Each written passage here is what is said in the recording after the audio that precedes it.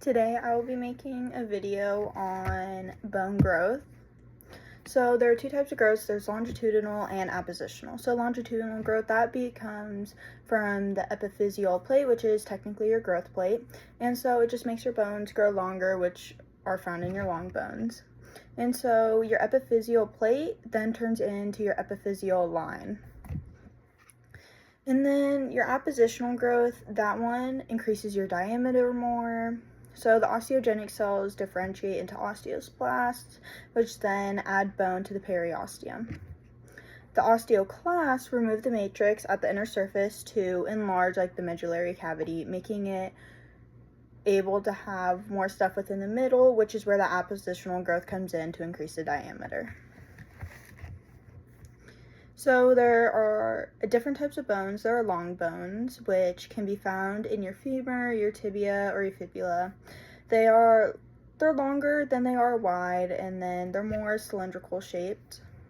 You have short bones, which they're cube-like bones. Those are found within the carpals of your wrist and then the tarsals of your ankle. And so they're equal in length and width and thickness, so then they really are just shaped like a cube. And their main function is just to provide some stability while allowing like a little bit of motion.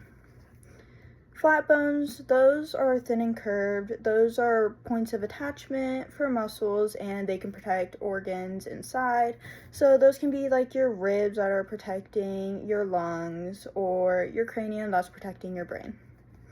And then you have irregular bones, and so those ones are just oddly shaped. So then those ones can be your vertebrae within your spine that just protect your organs. So those ones are more for like protecting your spinal cord, or some of your facial bones also are irregular shaped. And then you have a sesamoid bone. So then your patella is a sesamoid. It's small and round, and it's embedded in a tendon, and it protects against compression, which is why it's located in the knee. And then a bone has multiple different components to it. It has a periosteum, which has two layers. It has a fibrous outer layer and a cellular inner layer. Their functions is just to isolate the bone. It creates a route for nerve and blood supply within the bone, and it helps some in bone growth and repair. The endosteum, that is the inner layer, it has a cellular layer lining the medullary cavity, and it has a function in bone growth, repair, and remodeling. It covers the spongy bone and lines central canals, and it also has a single layer of osteogenic cells. Your compact bone, that is going to be your harder bone. They are going to be more rigid. It's going to be able to provide more of your posture. It's going to have more strength. It's going to be able to withstand more compression. And so, like at the center of the osteon is a Haversian canal, which is for like your blood vessels, your nerves, your lymphatic vessels. And then your vessels also branch off to form perforating canals. And then you have your spongy bone. Your spongy bone, that one is more for just so that your bone is lighter. It can act as a shock absorber, and there are actually no blood vessels in it. Nutrients, they run through the canaliculi, and then your red bone marrow is located between the trabeculae. And then you have 4 types of cells within bones. You have your osteogenic, so then that one is your stem cell. That is where your osteoblasts come from, and that's more located within your deeper layer of the periosteum and within the marrow. Your osteoblasts are your bone-building ones, and they are in bones that are growing while being also included in the endosteum and the periosteum.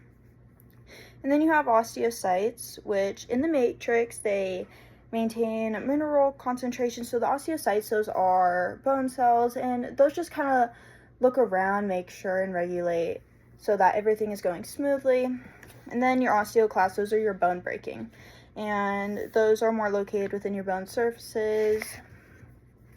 And then you also have how your bones grow in length. So you have your epiphyseal line, which is your growth plate, and then you get more matrix production. and then a lot of mitosis starts to happen within the proliferative zone, and then there becomes maturation and hypertrophy. Hypertrophy is just the increase of muscle there. And then you get calcified matrix, so then the cells just start to die off and stuff. And then there's a zone of ossification within it. And with this, like, so if you do not have enough calcium within your blood, then there's going to be more osteoclastic activity to draw some of that calcium from your bones and bring it back into your blood. Or there can also be times where there's more osteoblastic activity, especially if there is an injury and your bone breaks, and there's going to be more osteoblastic activity just to repair that bone that is now missing.